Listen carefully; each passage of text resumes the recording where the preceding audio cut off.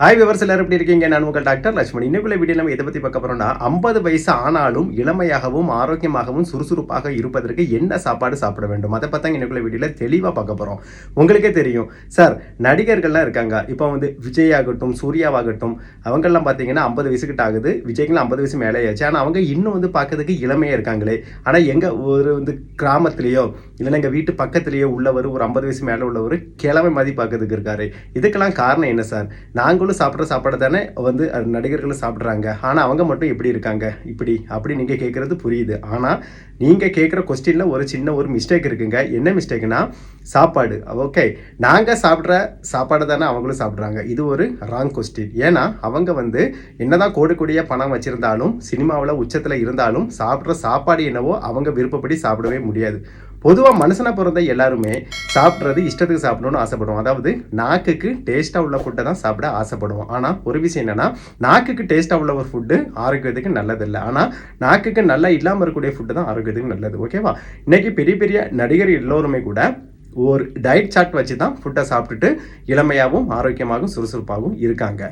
அது என்ன diet chart? அதை தான் நான் இன்னைக்கு உங்களுக்கு சிம்பிளாக சொல்ல போகிறேன். இதை நீங்களும் ஃபாலோ பண்ணிங்கன்னா விஜய் மாதிரி, சூர்யா மாதிரி நீங்களும் என்ன ஃபிட்டாகவும் ஆரோக்கியமாகவும் சுறுசுறுப்பாகவும் அழகாகவும் கூட இருக்கலாம். அது என்னென்ன டயட்னு பார்த்துடலாமா? இப்போ மார்னிங் வந்து பிரேக்ஃபாஸ்ட். நம்ம மார்னிங் பிரேக்ஃபாஸ்ட்டில் என்ன பண்ணுவோம்? காஃபி டீ குடிப்போம். அதாவது இந்த பால் ஊற்றி திக்காக காஃபி குடிப்போம் இல்லையா? அதெல்லாம் குடிக்கும்போது கலோரி கூடும். ஆனால் அவங்கெல்லாம் க்ரீன் டீ தான் குடிப்பாங்க. காலையில் வந்து க்ரீன் டீ தான் குடிப்பாங்க. ஏன்னா க்ரீன் டீ வந்து ஒரு ஆன்டி ஆக்சிடென்ட்ஸ். அது பாடியில் உள்ள நச்சு பொருட்களை வெளியேற்றுவதுடன் கலோரியவும் குறைக்க உதவும். அது மட்டும் இல்லாமல் அது சீரான இரத்த ஓட்டத்துக்கு மிகவும் நல்லது. ஆன்டி ஆக்சிடென்ட்ஸாக இருக்கிறதுனால நச்சுத்தன்மை வெளியேற்றப்படுவதால் ஸ்கின்னுக்கு ரொம்ப நல்லது. ஏன்னா இளமையாக தோற்றமளிக்க ஸ்கின் ரொம்ப முக்கியம். அதுக்கு க்ரீன் டீ தான் அவங்க சாப்பிடுவாங்க.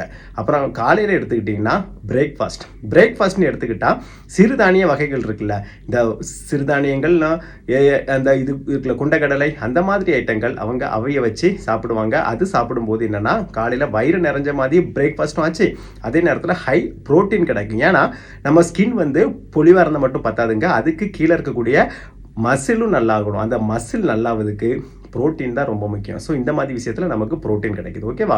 இன்னொரு விஷயம் நல்லா புரிஞ்சுக்கோங்க, நம்மளே மாதிரி 3 நேரம் அவங்க சாப்பிட்றது இல்லை, 6 நேரமாக அதை பிரித்து சாப்பிடுவாங்க. ஓகே, காலையில் ஒரு 8 மணிக்கெலாம் இந்த பிரேக்ஃபாஸ்ட் சாப்பிட்டோம்னா, நாம் பொதுவாக 11 o'clockலாம் சாப்பிட்றதில்ல. மத்தியானம் டைரெக்டாக லஞ்சு போய் ஹெவியாக அடிப்போம் இல்லையா? ஆனால் அவங்க அப்படி இல்லை, 11 o'clock ஒரு சூப் மாதிரி குடிப்பாங்க. அது காய்கறி சூப்பாகட்டும், நான்வெஜ் சூப்பு, எதனால பிரச்சனை இல்லை. ஏன்னா நான்வெஜ்ஜாக இருந்தாலும் சூப்பாக குடிக்கும்போது கலோரி ரொம்ப வராதுங்க. அது நல்லது ஆரோக்கியத்துக்கு. காய்கறி சூப்பு ரொம்ப நல்லது. ஸோ இந்த மாதிரி சூப் ஐட்டங்கள் குடிப்பாங்க. அப்போ இதெல்லாம் குடிக்கும்போது இந்த 11 மணிக்கு அவங்க சூப் மாதிரி இல்லை சுண்டல் அதுவும் கூட சேர்த்து சாப்பிடுவாங்க. இதெல்லாம் சாப்பிடும்போது வயிறு ஓரளவு ஃபில்லான மாதிரி ஃபீலிங் இருக்கும். அதனால் மத்தியானம் 1 மணிக்கு அவங்களுக்கு ரொம்ப ஒரு பசி இருக்காது.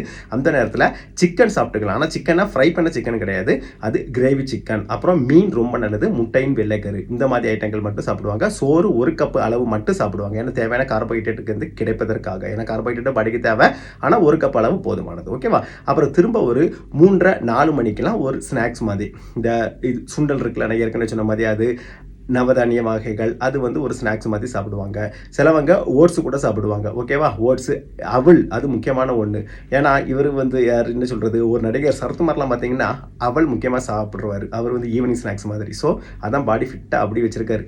ஓகே, அதுக்கப்புறம் சொல்லி பார்த்தாச்சுன்னா நைட்டு 10 மணிக்கெலாம் இல்லைங்க, நைட்டு ஒரு 6 to 7, மேக்ஸிமம் 7 அதிகம் இருந்தாலும் நம்ம 6 மணிக்கெலாம் சாப்பிட்டு படுத்தோம்னா நைட்டு தூக்கம் வராது இல்லையா? அதனால் 7 மணிக்கு ஒரு டின்னர் என்னென்னு பார்த்தீங்கன்னா, ஏற்கனவே சொன்ன ஐட்டங்கள் தான். அதாவது ஹெவியாக இல்லாமல் இருக்கணும். அது சூப் ஐட்டம். இப்போ வந்து சில ஆக்டர்ஸ்லாம் பார்த்தீங்கன்னா சூப்பு மட்டும் குடிச்சிட்டு படுத்துருவாங்க. ஆனால் நமக்கு அதெல்லாம் ஒத்து வராது. சூப்பு குடிக்கலாம், சுண்டல் இருந்தால் கொஞ்சம் சாப்பிட்டுக்கலாம். ஏன்னா நைட்னால சுண்டல் ரொம்ப சாப்பிடக்கூடாது. ஆனால் சுண்டலை 3 நேரம் நீங்கள் சாப்பிடக்கூடாது, 1 நேரம் மட்டும் தான் சாப்பிடணும். அதுக்கு மேலே தானிய வகைகள் சாப்பிட்டுக்கலாம், முட்டை வெள்ளைக்கரு கூட வந்து சாப்பிட்டுக்கலாம். கீரை சூப் வகைகள் ரொம்ப நல்லது. இந்த கீரை சூப் மாதிரி குடிச்சிங்கன்னா அதுவும் ஒரு நைட்டு 7 மணிக்கு குடித்தா ரொம்ப நல்லது. ஏன்னா அது வயிற்றுக்கு ரொம்ப நல்லது.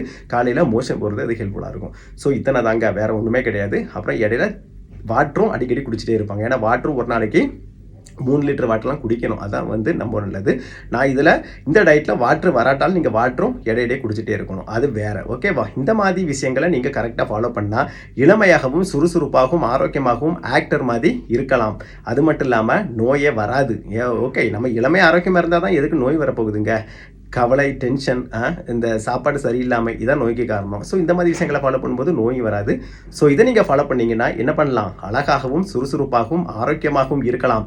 உங்கள் நண்பர்கள், உறவினர்களை ஷேர் பண்ணா அவர்களும் அப்படியே இருப்பார்கள். முக்கியமாக எல்லாரும் ஆரோக்கியமாக இருக்க வேண்டும். ஓகே, அதுக்கு தான் இந்த வீடியோ. அப்படி எல்லோரும் ஆரோக்கியமாக இருக்க என்னுடைய வாழ்த்துக்கள். இதுவரைக்கும் என்னோட சேனலை சப்ஸ்கிரைப் செய்யலைன்னா மறக்காம சப்ஸ்கிரைப் செய்யுங்க. உங்க ஃப்ரெண்ட்ஸ் அண்ட் ரிலேட்டிவ்க்கு ஷேர் பண்ணுங்க. ஏன்னா இது இளமையாக, ஆரோக்கியமாகவும், சுறுசுறுப்பாகவும் நடிகர்கள் மாதிரி இருப்பதற்கு ஒரு முக்கியமான ஒரு வீடியோ. அனைவரும் பார்த்து பயனடைய வேண்டும். மீண்டும் அடுத்த வீடியோவில் சந்திப்போம். அது வரைக்கும் பாய்.